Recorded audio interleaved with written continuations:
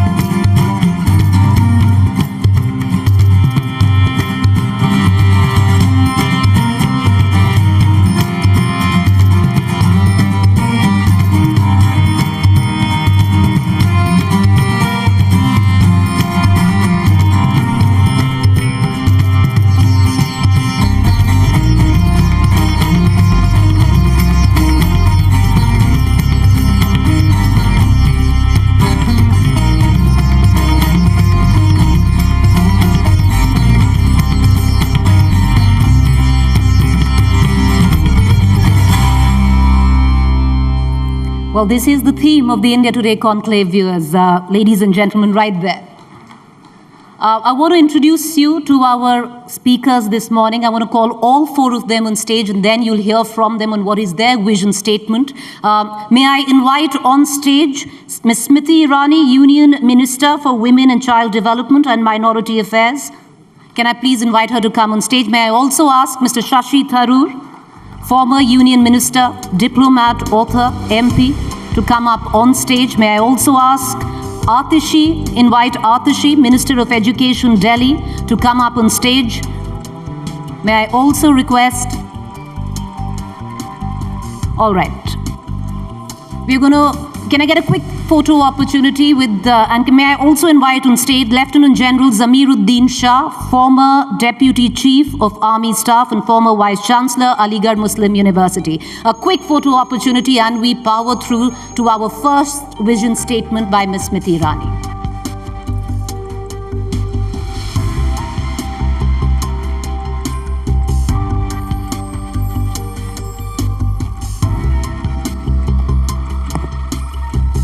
A quick photo opportunity. I really thank all four of you for taking the time out and to join us this morning. It's a first for us, and thank you, all four of you. May I request our other speakers to please, if you get off stage, and Ms. Smriti Irani, may I call you right here to deliver what is your vision statement. Ms. Irani, ladies and gentlemen, would be speaking this morning on Hindutva and New India, on what is her vision of where India stands on that. She's not well, she's taken the time out, she's running a fever, and thank you, we're honored to have you there, that you did take the time out. She also has to run to Parliament for her speech. Thought leaders, delegates, ladies and gentlemen. It has been incumbent upon me to speak not only about New India, but also in consonance with my understanding of the term Hindutva. When I received this unique invitation from the India Today group, little did I know that I should read the finer print and see the word Hindutva inserted post my acceptance of a speech on New India. But then what better clickbait for a sober conclave than to have the only non-minority minister as Minister of Minority Affairs. For years on end, in fact, if we reflect on the decade called the 1970s, came a unique economic slur called the Hindu rate of growth. And when one looked at the very premise of why such an economic slur was thrust upon a religion, one was told that the Hindu way of life is stagnant, that the Hindu way of life was content, that the Hindu way of life is far from reform and is in desperate need of it. And that is why those who find no relevance in New India, for the word Hindu, one wants to just reflect briefly before, as the opening film said, you are here today for inspiration and interrogation. So while I submit myself to Preeti's interrogation post my opening remarks, what is my way of life? My way of life speaks of Sarva Dharma Sambhava, that all religions, all ways of lives, all communities, may they prosper. And on this path of prosperity, my way of life gives the country a Pradhan Sevak. That is the Pradhan Sevak who looks at prosperity from a new premise. He looks at 480 million Indians bereft of financial services and initiates a program called Jan Dhan Yojana, where for the first time in 7 decades of our independence, the poor have access to banks. So much so that when this Pradhan Sevak speaks about the dignity of women, he speaks about the need to fulfill their daily challenges with a solution called a toilet. That is why my way of life gives us a Pradhan Sevak who builds 110 million individual toilets for every household in India. What does my way of life give my country? My way of life gives a Pradhan Sevak who believes in Sarve Bhavantu Sukhina, Sarve Santu Niramaya, that may all be happy and may all be bereft of illness. And that is why the Pradhan Sevak begins an ambitious healthcare plan called Ayushman Bharat, wherein 100 million families received medical support in over 26,000 hospitals across the country for 1,300 diseases, and 5 lakh rupees worth of medical support is much for a family in need. What does my way of life give the nation? It gives a Pradhan Sevak who gives a clarion call not only for digital India, thereby ensuring that 40 million Indians are digitally made literate. It also gives the nation a Pradhan Sevak who engineers a financial digital enterprise called the UPI, which only last year has an attribution of transactions worth 126 lakh crore rupees. What does my way of life give to my nation? It gives to my nation a Pradhan Sevak who believes that at the very core of India's diplomacy lies India's interests. That while we deliberate, we debate, we discuss, we reciprocate with love challenges that the world faces, especially in the light of a pandemic. My way of life gives India a Pradhan Sevak who believes in vaccine Maitri and ensures that in the pandemic, 160 nations across the world receive pharmacological support when they are in dire need. My way of life gives the nation a Pradhan Sevak who does not profit from the misery brought upon by the pandemic.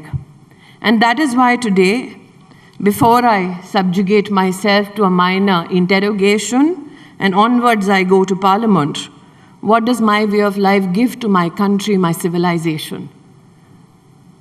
As a part of my civilizational history, when we speak of our motherland, was a man who was given an offer of a nation bedecked with gold. It was spoils of victory. And when Lord Ram was told that here, now Lanka is yours, Lord Ram said, Janani Janma Bhumischa Swargadapi Gariyasi, that I don't want this spoils of victory, for my Janani Janmabhumi, my motherland, is greater than all heavens that I can receive. My way of life gives a Pradhan Sevak who resolutely stands with the future of India, and not an entity that at the feet of our colonial past begs for political mercy. So ladies and gentlemen, for your courtesies and for your reflection, may I leave you with the words of Swami Vivekananda, who when he spoke about India and our way of life, he said, "She is awakening, this motherland of ours, from her deep, long sleep. No one can desist her anymore. Never is she going to sleep anymore. No outward power can hold her back anymore, for the infinite giant is rising to her feet. New India, ladies and gentlemen, is rising to her feet.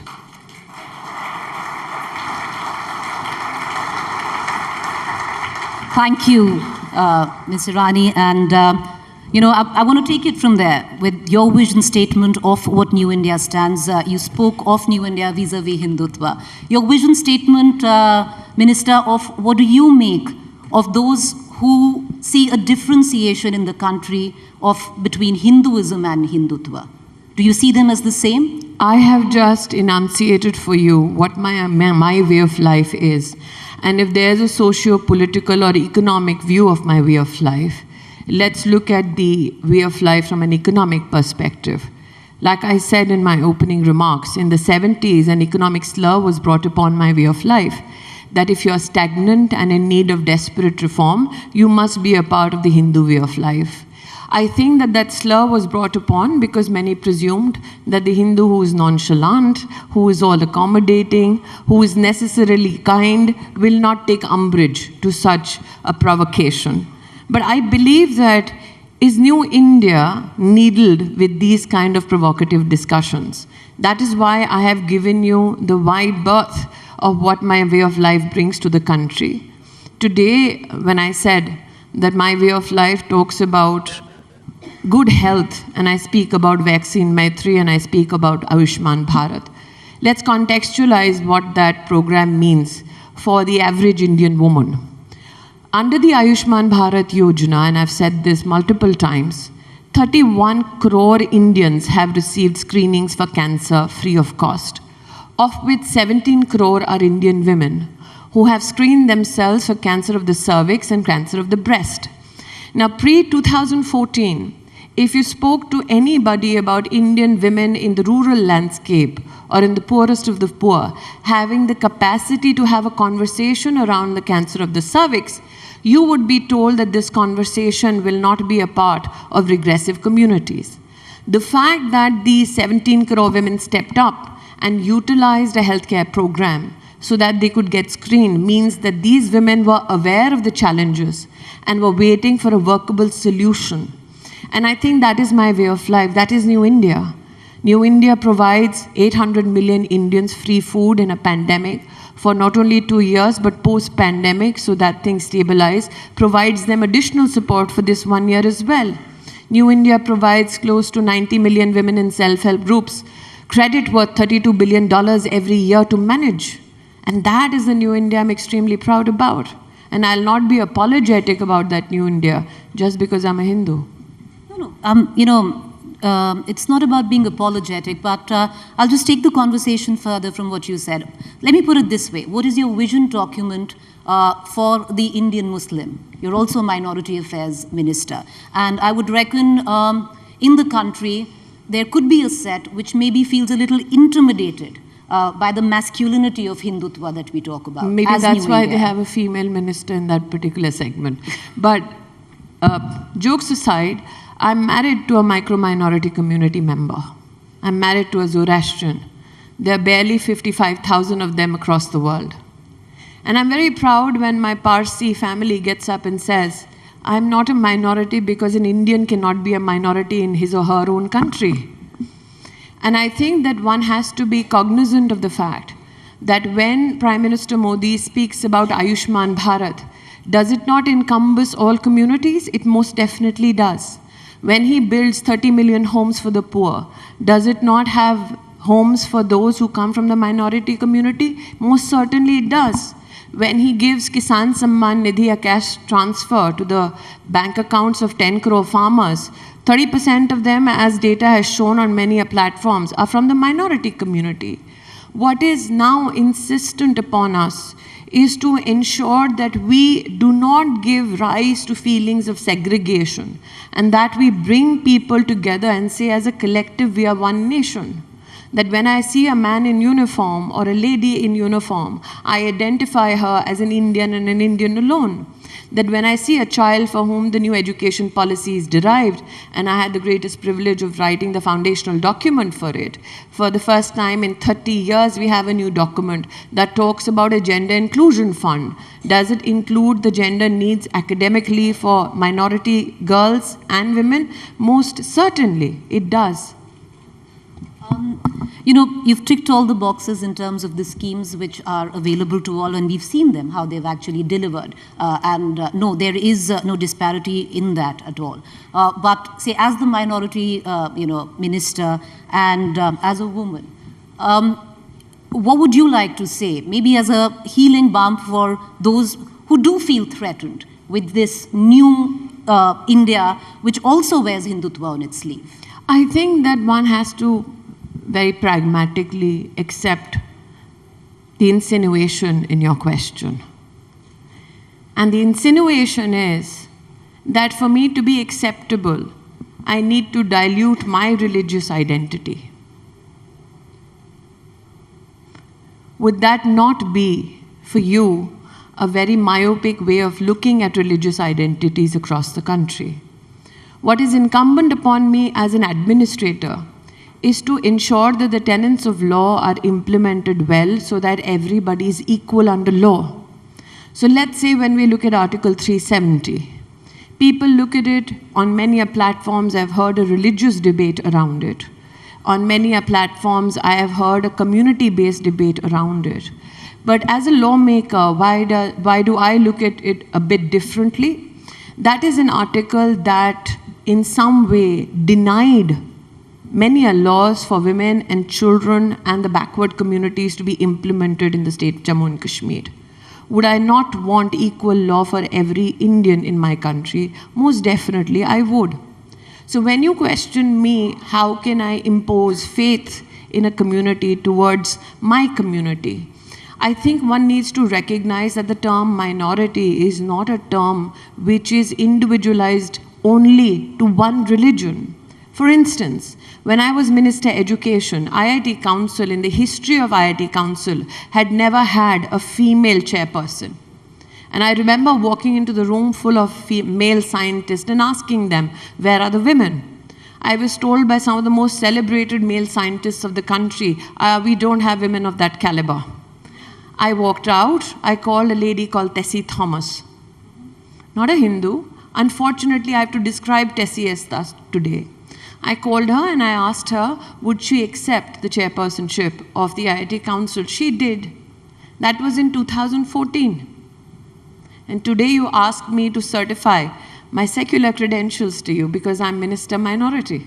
No, nobody asked you to, in any which way, be apologetic about what your belief is, or... So I think that if you find solace in what can I do as an administrator to create a sense of companionship amongst communities. Let me say, for years on end, the Hajj visit by Hajis from India was inundated with additional costs.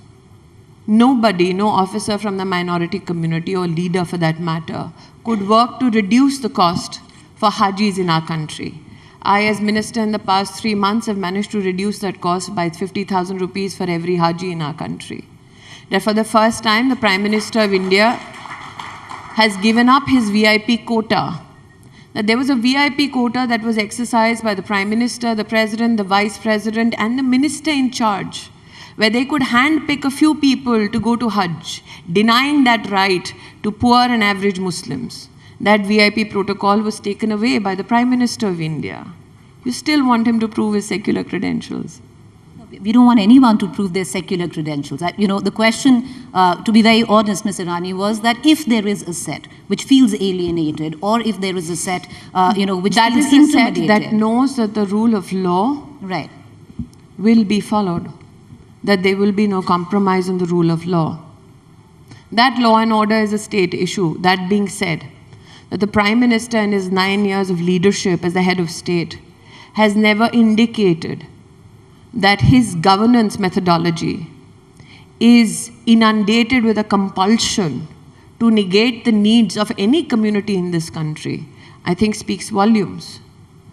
I'm going to ask you 2 quick questions, and I'm going to touch upon something that our editor-in-chief, actually, Mr. Puri, started off with. 20 years ago, we began the India Today Conclave story with, is India a pygmy or a giant?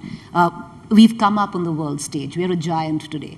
The world is watching us. We are in our G20 year. We are looking ahead. We are powering through.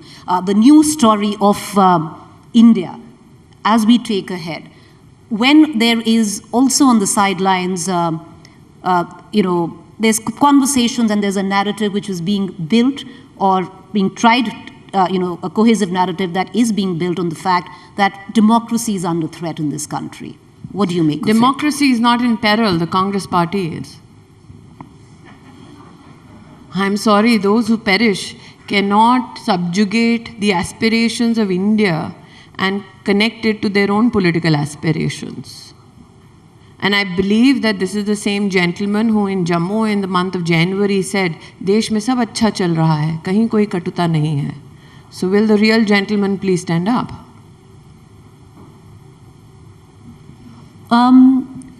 For the gentleman that you spoke of as well, and I'm sure you're going to now speak of in Parliament as we're just going to let you go, does criticizing India, because we are all part of the India story, make us anti-Indians or anybody anti-Indian? I think you do not contextualize what has happened in London. There was a congressman in the audience in England who advised the gentleman concerned that there have been members of your family who have lost power, but they have never derided or belittled India overseas. That gentleman, given his legacy and his relationship with the Gandhi family, gave well-founded advice. That advice was not taken is a choice that the gentleman exercised. But it is my choice as an Indian to not accept that kind of behavior. That the gentleman has to be even tutored to do a press conference gives me an assumption that the gentleman concerned would take a position not out of concern for one's country, but out of concern for one's political legacy. And if there is one election, if you want to forget what happened in 2014 and 2019, but if there is one election that can tell the gentleman concerned that you need to wake up and smell the political coffee, it is the elections that have transpired in the Northeast, where the Northeast has resolutely voted for the Bharatiya Janata Party. States which are not Hindu-dominated have voted for the Bharatiya Janata Party, because Antogatva, development works. I don't think, Ms. Irani, anyone would ever forget on what went down in 2014 or 2019. Least of all you. You've come across as a giant killer from there on. And he's barely a giant, but thank you. No, that's... we're going to let you go. I know you need to get to Parliament. But for the benefit of everyone who's sitting here, if you had to make a speech, because, we heard that press conference of yours yesterday where you asked Rahul Gandhi to apologize. And if you had to make a speech in Parliament to possibly counter it, what would you say today? Would I make a speech to an absentee MP? I spoke what I spoke as an Indian. I spoke what many Indians believe. And I think if you just look at the Indian ways of bringing up our children, you will see many mothers who say, "Jo jhagda karna hai, ghar pe karo. Bahar jaake nahi karo." That quintessentially we are all argumentative is known. That quintessentially we will deliberate, debate, discuss is known. But what also needs to be known, that this altercation now transpires when India has been pronounced as the 5th largest economy of the world.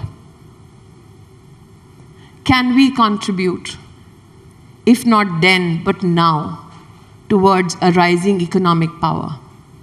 Because that power is every Indian's dream. I appreciate it. Thank you so much. We know you're not well. And thank you so much for taking the time out, ma'am. Ladies and gentlemen, can we please raise a warm applause for the Minister? Thank you so much, Ms. Irani. Thank you so much. Appreciate it.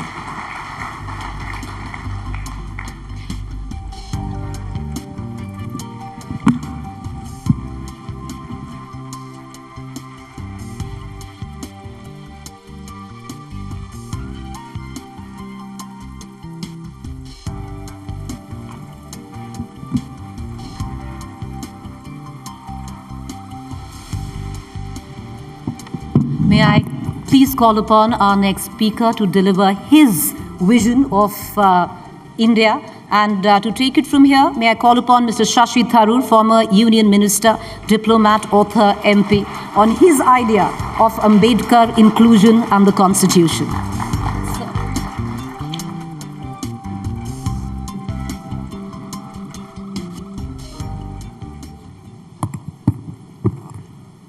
Good morning to all of you, and I've been asked to sort of lay out for all of you this morning in whatever it is, 19 minutes now, I guess, my idea of India. And in some ways it's very simple because it really emerges from some ideas that have been around for an awfully long time. There's an idea of India that's in a civilizational sense that goes back to the Vedic references to Bharatvarsh as a land between the Himalayas and the sea. And that's an ancient idea. It's an idea of nationhood, which, for example, the Harvard professor Diana Eck described as a sort of sacred land knit together by countless tracks of pilgrimage. And if that seems a terribly Hindu idea, well, it's also shared outside, because Maulana Azad wrote about how Indians going on the Hajj, whether they were Pakhtuns from the northwest or Tamils from the south, were all universally called by the Arabs on the Arab Peninsula as Hindi, because they seem to be coming from a distinctive civilization and a distinctive civilizational space called Hind. There's also, of course, the more modern idea of India since 1947, the boundaries of our nationhood. And that idea, again, is a somewhat complicated one, because in some ways, if you look at our astonishing variety and diversity, it's almost as if the European Union suddenly dissolved all their individual sovereignties and came together as one country with one capital, one constitution, one political system. That's the kind of diversity we incorporate within that idea of India. But I essentially come down very simply to the idea that established the present contours of our country on the 15th of August, 1947. Because as you know, our country was born, our birth was also an abortion. It was a birth that witnessed the savage partition of the land. And at that time, it was an era where within the next 5 years, there were other partitions. You had East and West Germany, you had North and South Korea, North and South Vietnam. But unlike all of those, ours wasn't geographical. It wasn't all North Indians going one way and South Indians going another. Ours had nothing to do with ideology. It wasn't all the communists or Marxists going into one country and the capitalists going into another. Ours was based on a totally different dispute. It was about one simple question, whether religion